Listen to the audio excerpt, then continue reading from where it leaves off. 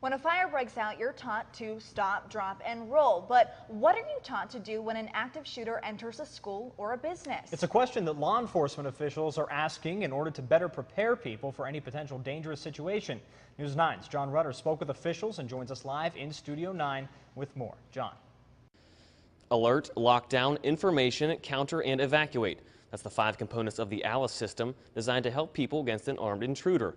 Going into lockdown is a policy for schools and businesses when a shooter enters the building, but officers say that simply getting under a desk and hiding may be one of the deadliest things that you can do.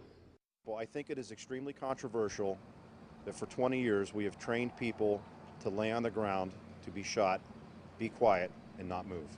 That is just the policy of several schools and businesses when an active shooter enters a building.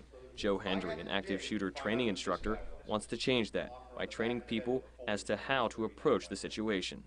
So we're training people how to barricade rooms, whether that door opens in, opens out, what you can use to help secure that door, and then what countermeasures you can use from inside the room in case the room is breached.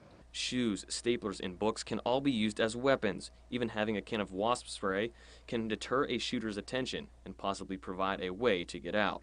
It's important that we train people who are potential victims. Fire figured it out in 1960, so for the last 53 years all of us have been taught stop, drop, and roll. But Hendry says that there is no such standard when an armed intruder enters a building. He says that the current policies in place aren't effective, despite the fact that they may never be needed. Knowing how to react can save a life. That's something everyone's going to have to use all 3 of the responses.